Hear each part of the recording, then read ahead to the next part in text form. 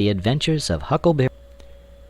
We judged that 3 nights more would fetch us to Cairo, at the bottom of Illinois, where the Ohio River comes in, and that was what we was after.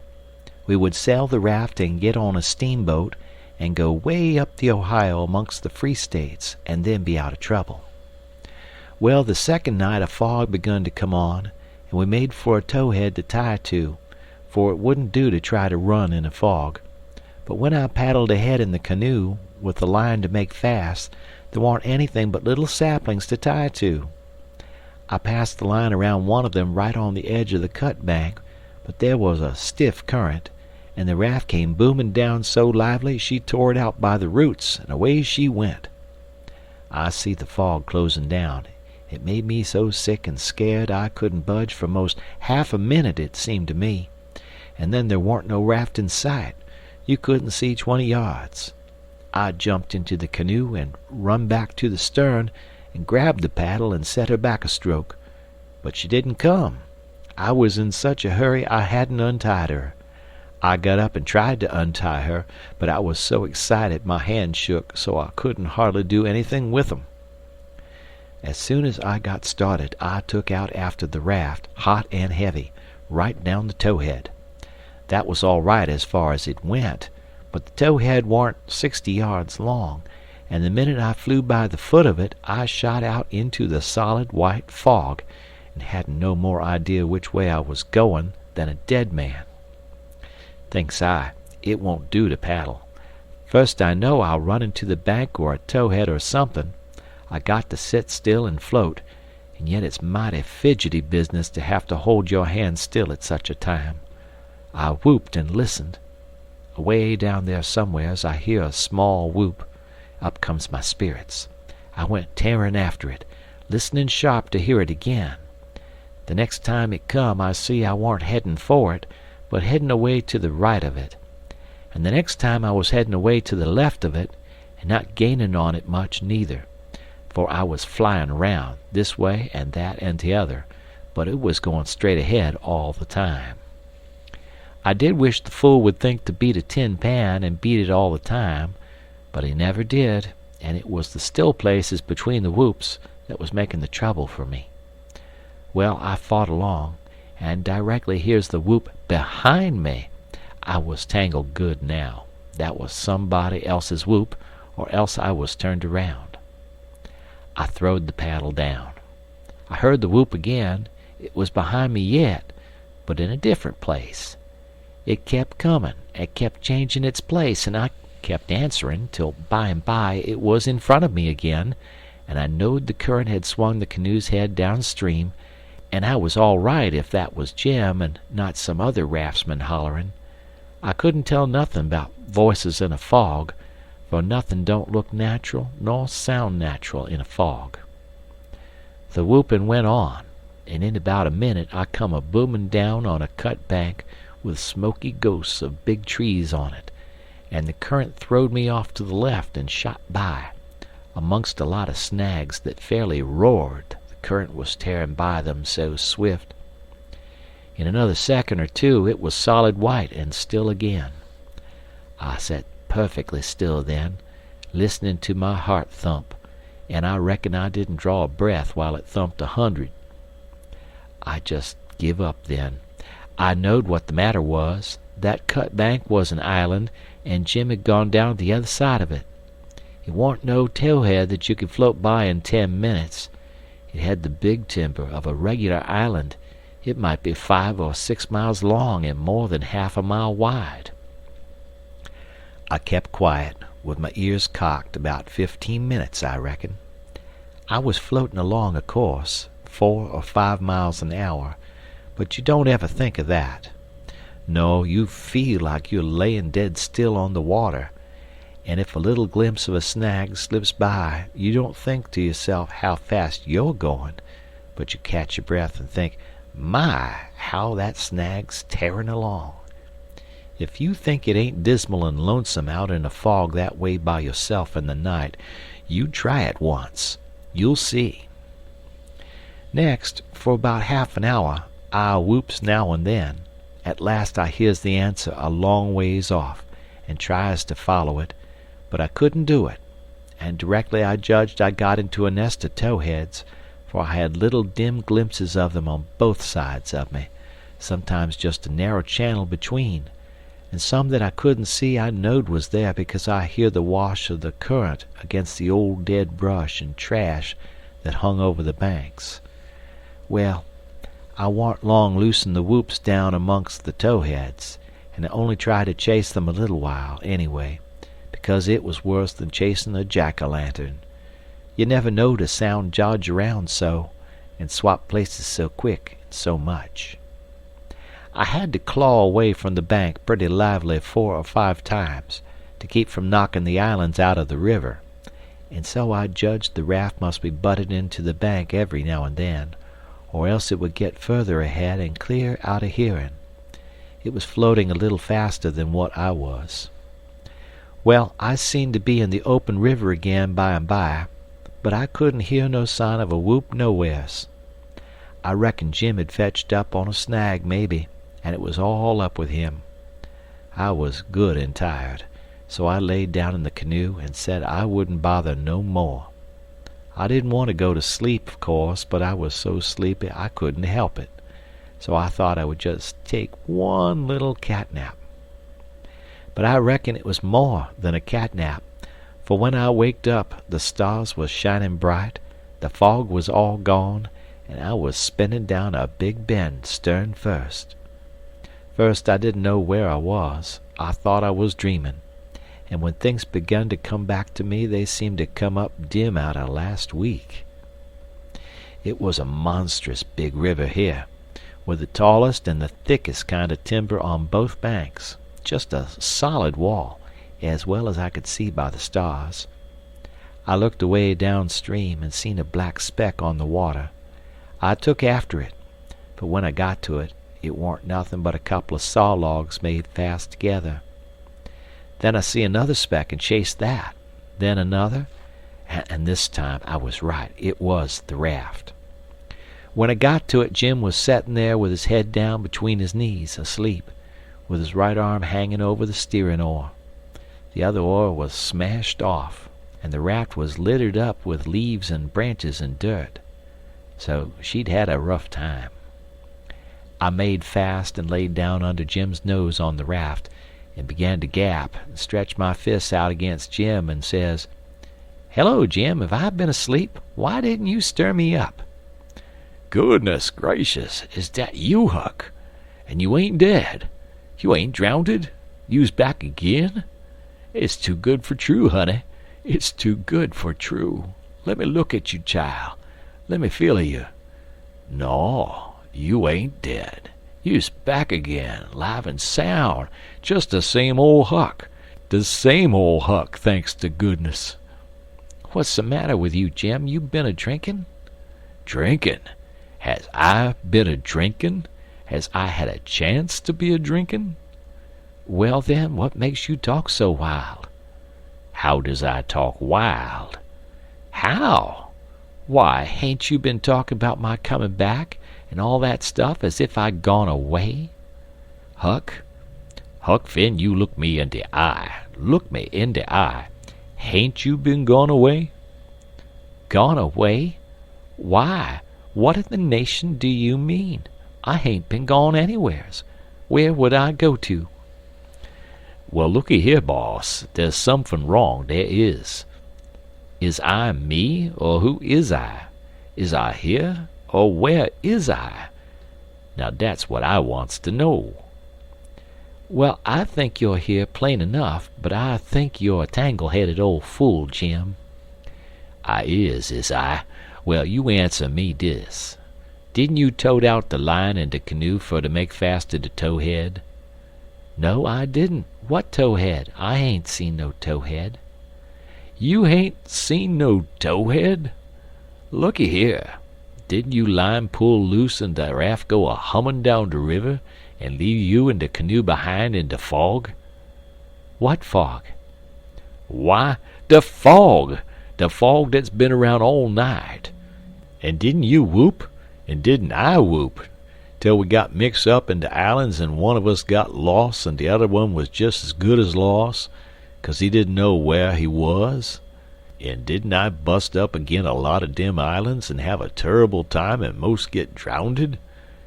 Now ain't that so, boss? Ain't it so? You answer me dat." "Well, this is too many for me, Jim. I hain't seen no fog, nor no islands, nor no troubles, nor nothin'. I've been settin' here talkin' with you all night till you went to sleep about 10 minutes ago, and I reckon I done the same. You couldn't have got drunk in that time, so of course you been dreamin'." "Dad fetch it, how's I gwine to dream all dat in 10 minutes?" "Well, hang it all, you did dream it, 'cause there didn't any of it happen." "But, Huck, it's all just as plain to me as—" "It don't make no difference how plain it is. There ain't nothin' in it. I know, because I've been here all the time." Jim didn't say nothing for about 5 minutes, but sat there studyin' over it. Then he says, "Well, den, I reckon I did dream it, Huck. But dog my cats if it ain't the powerfulest dream I ever see.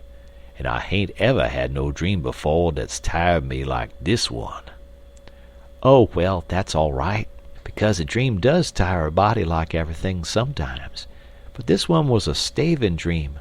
Tell me all about it, Jim." So Jim went to work and told me the whole thing right through, just as it happened, only he painted it up considerable. Then he said he must start in and interpret it, 'cause it was sent for a warning. He said the first towhead stood for a man that would try to do us some good, but the current was another man that would get us away from him. The whoops was warnings that would come to us every now and then, and if we didn't try hard to make out to understand 'em, they'd just take us into bad luck, instead of keeping us out of it. The lot of towheads was troubles we was going to get into with quarrelsome people and all kinds of mean folks, but if we minded our business and didn't talk back and aggravate them, we would pull through and get out of the fog and into the big clear river, which was the Free States, and wouldn't have no more trouble. It had clouded up pretty dark just after I got onto the raft, but it was clearing up again now. "Oh, well, that's all interpreted well enough as far as it goes, Jim," I says. "But what does these things stand for?" It was the leaves and rubbish on the raft and the smashed door. You could see them first rate now. Jim looked at the trash, and then looked at me, and back at the trash again. He had got the dream fixed so strong in his head that he couldn't seem to shake it loose and get the facts back into its place again right away. But when he did get the thing straightened around, he looked at me steady without ever smiling, and says, "What do they stand for? I's gwine to tell you. When I got all wore out with work, and wid the callin' for you, and went to sleep, my heart was most broke because you was lost, and I didn't keer no more what become of me and the raft. And when I wake up and find you back again all safe and sound, the tears come, and I could have got down on my knees and kissed your foot, I's so thankful. And all you was thinking 'bout was how you could make a fool of old Jim with a lie. Dat truck there is trash, and trash is what people is that puts dirt on the head of their friends and makes them ashamed." Then he got up slow and walked to the wigwam and went in there without saying anything but that. But that was enough. It made me feel so mean I could almost kissed his foot to get him to take it back. It was 15 minutes before I could work myself up to go and humble myself to a nigger, but I done it, and I warn't ever sorry for it afterwards, neither. I didn't do him no more mean tricks, and I wouldn't have done that one if I'd have knowed it would make him feel that way. End of chapter. Twain, Chapter 16. We slept most all day and started out at night, a little ways behind a monstrous long raft that was as long going by as a procession. She had 4 long sweeps at each end, so we judged she carried as many as 30 men likely. She had 5 big wigwams aboard, wide apart, and an open campfire in the middle, and a tall flagpole at either end. There was a power of style about her. It amounted to something being a raftsman on such a craft as that. We went drifting down into a big bend, and the night clouded up and got hot. The river was very wide, and was walled with solid timber on both sides. You couldn't see a break in it hardly ever, or a light. We talked about Cairo, and wondered whether we would know it when we got to it. I said likely we wouldn't, because I had heard there wa'n't but about a dozen houses there, and if they didn't happen to have them lit up, how was we going to know we was passing a town? Jim said if the two big rivers joined together there, that would show. But I said maybe we might think we was passing the foot of an island and coming into the same old river again. That disturbed Jim, and me too. So the question was, what to do? I said, paddle ashore the first time a light showed and tell them Pap was behind, coming along with a trading scow, and was a green hand at the business, and wanted to know how far it was to Cairo. Jim thought it was a good idea, so he took a smoke on it and waited. There weren't nothing to do now but to look out sharp for the town, and not pass it without seeing it. He said he'd be mighty sure to see it, because he'd be a free man the minute he seed it, but if he missed it, he'd be in a slave country again, and no more show for freedom. Every little while he jumps up and says, "There she is." But it warn't. It was jack-o'-lanterns or lightning bugs, so he sat down again and went to watching same as before. Jim said it made him all over trembly and feverish to be so close to freedom. Well, I can tell you it made me all over trembly and feverish too, to hear him, because I've begun to get through my head that he was most free, and who was to blame for it? Why, me. I couldn't get that out of my conscience, no how nor no way. It got to troubling me so I couldn't rest. I couldn't stay still in one place. It hadn't ever come home to me before what this thing was that I was doing. But now it did, and it stayed with me, and scorched me more and more. I tried to make out to myself that I warn't to blame, because I didn't run Jim off from his rightful owner. But it warn't no use. Conscience up and says every time, "But you knowed he was running for his freedom, and you could have paddled ashore and told somebody." That was so. I couldn't get around that no way. That was where it pinched. Conscience says to me, "What had poor Miss Watson done to you that you could see her nigger go off right under your eyes and never say one single word? What did that poor old woman do to you that you could treat her so mean? Why, she tried to learn you your book, she tried to learn you your manners, and she tried to be good to you every way she knowed how. That's what she done." I got to feeling so mean and so miserable I most wished I was dead. I fidgeted up and down the raft, abusing myself to myself, and Jim was fidgeting up and down past me. We neither of us could keep still.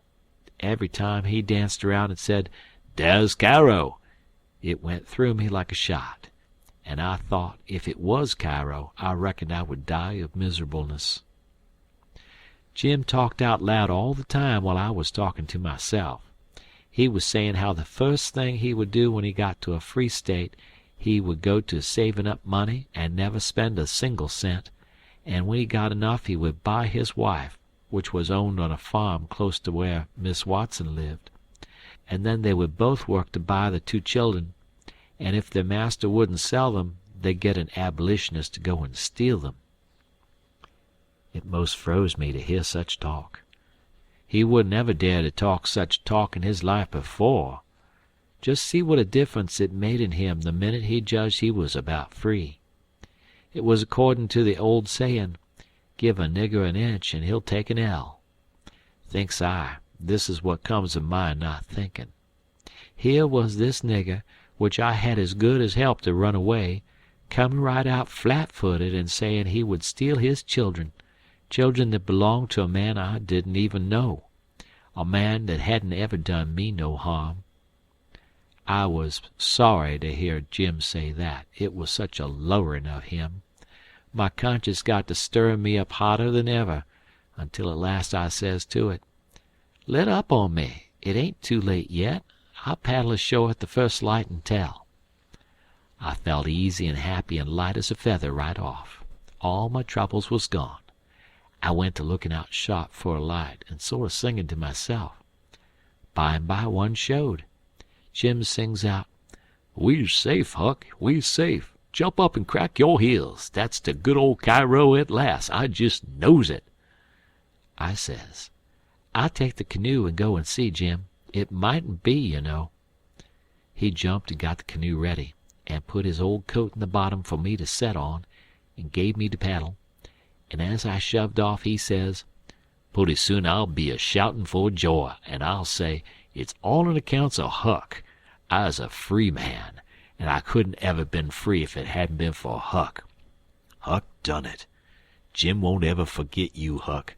You's the best friend Jim's ever had, and you's the only friend old Jim's got now." I was paddling off, all in a sweat to tell on him. But when he says this, it seemed to kind of take the tuck all out of me. I went along slow then, and I warn't right down certain whether I was glad I started or whether I warn't. When I was 50 yards off, Jim says, "There you goes, the old true Huck, the only white gentleman that ever kept his promise to old Jim." Well, I just felt sick. But I says I got to do it. I can't get out of it. Right then along comes a skiff with 2 men in it with guns, and they stopped and I stopped. One of them says, "What's that yonder?" "A piece of a raft," I says. "Do you belong on it?" "Yes, sir." "Any men on it?" "Only one, sir." "Well, there's 5 niggers run off tonight up yonder, above the head of the bend. Is your man white or black?" I didn't answer up prompt. I tried to, but the words wouldn't come. I tried for a second or two to brace up and out with it, but I warn't man enough. Hadn't the spunk of a rabbit. I see I was weakening, so I just give up trying, and up and says, "He's white." "I reckon we'll go and see for ourselves." "I wish you would," says I, "because it's Pap that's there, and maybe you'd help me tow the raft ashore where the light is. He's sick, and so is Mam and Mary Ann." "Oh, the devil! We're in a hurry, boy. But I suppose we've got to. Come, buckle to your paddle, and let's get along." I buckled to my paddle, and they laid to their oars. When we had made a stroke or two, I says, "Pap'll be mighty much obleeged to you, I can tell you. Everybody goes away when I want them to help me tow the raft ashore, and I can't do it by myself." "Well, that's infernal mean. Odd, too.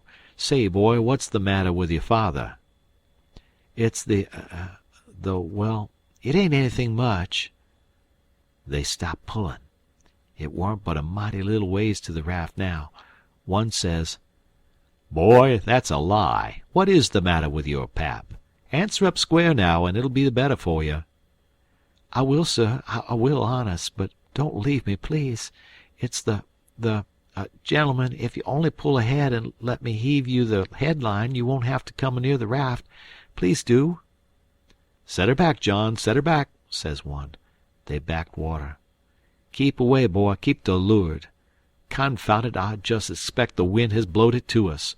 Your pap's got the smallpox, and you know it precious well. Why didn't you come out and say so? Do you want to spread it all over?"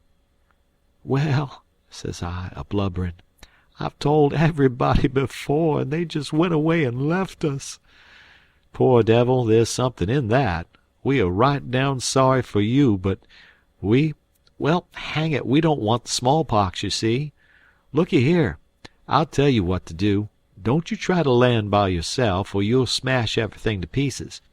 You float along down about 20 miles, and you'll come to a town on the left-hand bank of the river. It will be long after sunup then, and when you ask for help, you tell them your folks are all down with chills and fever. Don't be a fool again and let people guess what is the matter. Now we're trying to do you a kindness, so you just put 20 miles between us, that's a good boy. It wouldn't do any good to land yonder where the light is. It's only a wood yard. Say, I reckon your father's poor, and I'm bound to say he's in pretty hard luck.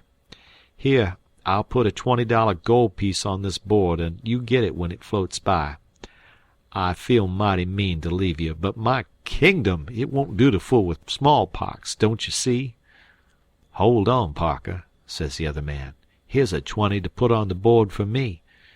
Good-bye, boy. You do as Mr. Parker told you, and you'll be all right. That's so, my boy. Good-bye. Good-bye. If you see any runaway niggers, you get help and nab them, and you can make some money by it. Good-bye, sir, says I. I won't let no runaway niggers get by me if I can help it.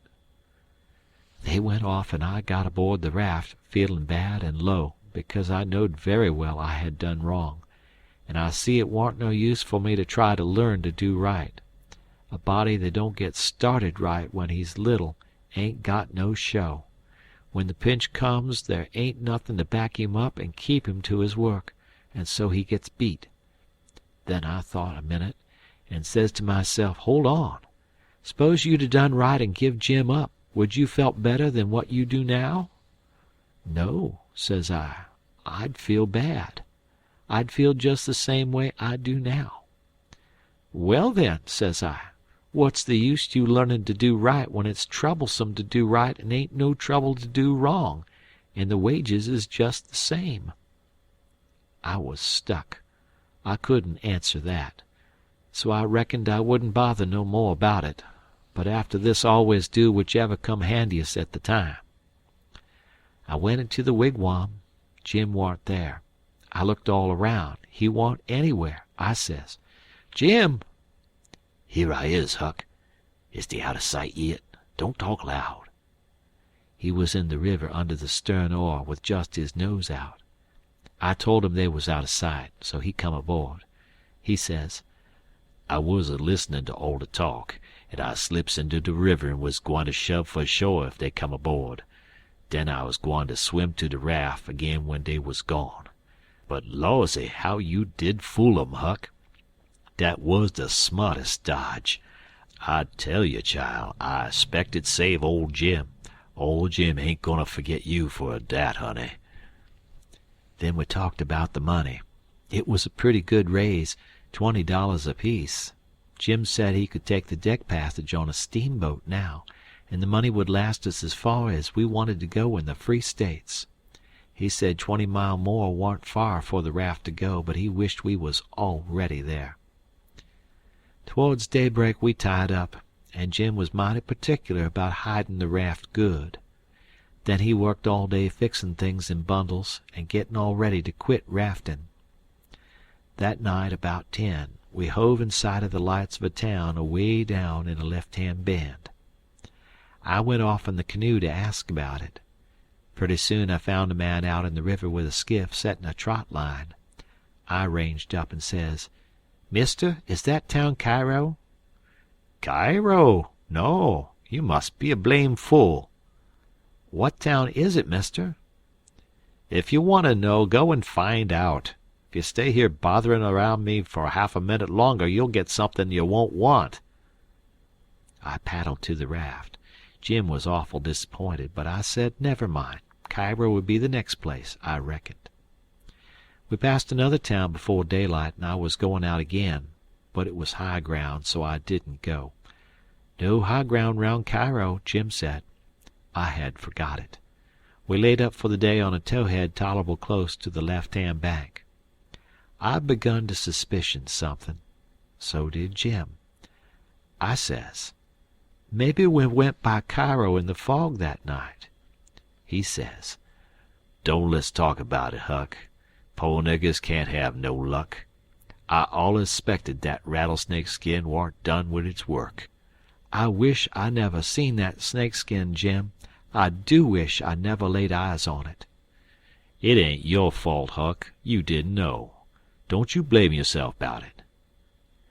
When it was daylight, here was the clear Ohio water inshore, sure enough, and outside was the old regular muddy, so it was all up with Cairo. We talked it all over. It wouldn't do to take to the shore. We couldn't take the raft up the stream, of course. There warn't no way but to wait for dark and start back in the canoe and take the chances. So we slept all day amongst the cottonwood thicket, so as to be fresh for the work. And when we went back to the raft about dark, the canoe was gone. We didn't say a word for a good while. There warn't anything to say. We both knowed well enough that it was some more work of the rattlesnake skin, so what was the use to talk about it?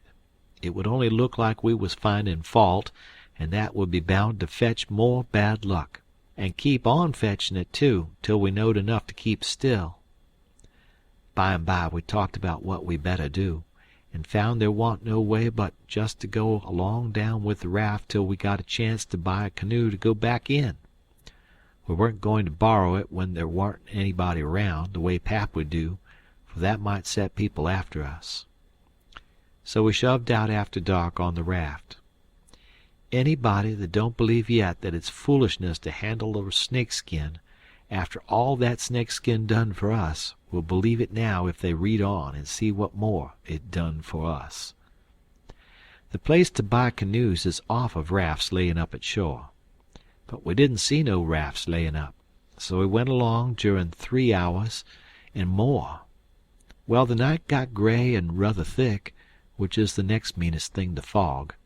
You can't tell the shape of the river, and you can't see no distance. It got to be very late and still, and then along comes a steamboat up the river. We lit the lantern, and judged she would see it. Upstream boats don't generally come close to us. They go out and follow the bars and hunt for easy water under the reefs. But nights like this they bull right up the channel against the whole river. We could hear her pounding along, but we didn't see her good till she was close. She aimed right for us. Often they do that and try to see how close they can come without touching. Sometimes the wheel bites off a sweep, and then the pilot sticks his head out and laughs and thinks he's mighty smart. Well, here she comes, and we said she was going to try and shave us, but she didn't seem to be shearing off a bit. She was a big one, and she was coming in a hurry, too, looking like a black cloud with rows of glowworms around it. But all of a sudden she bulged out, big and scary, with a long row of wide-open furnace doors shining like red-hot teeth, and her monstrous bows and guards hanging right above us. There was a yell at us, and a jingling of bells to stop the engines, a powwow of cussing, and whistling of steam, and as Jim went overboard on one side and I on the other, she come smashing straight through the raft. I dived, and I aimed to find the bottom, too, for a 30-foot wheel had got to go over me, and I wanted it to have plenty of room. I could always stay under water a minute. This time I reckon I stayed under a minute and a half. Then I bounced for the top in a hurry, for I was nearly busting. I popped out to my armpits and blowed the water out of my nose and puffed a bit. Of course there was a booming current, and of course that boat started her engines again 10 seconds after she stopped them, for they never cared much for raftsmen, for now she was churning along up the river, out of sight in the thick weather, though I could hear her. I sung out for Jim about a dozen times, but I didn't get any answer, so I grabbed a plank that touched me while I was treading water, and struck out for shore, shoving it ahead of me. But I made out to see that the drift of the current was towards the left-hand shore, which meant that I was in a crossing, so I changed off and went that way. It was one of these long, slanting 2-mile crossings, so I was a good long time in getting over. I made a safe landing and clumb up the bank. I couldn't see but a little ways, but I went poking along over rough ground for a quarter of a mile or more, and then I run across a big, old-fashioned double log house before I noticed it. I was going to rush by and get away, but a lot of dogs jumped out and went to howling and barking at me, and I knowed better than to move another peg. End of chapter.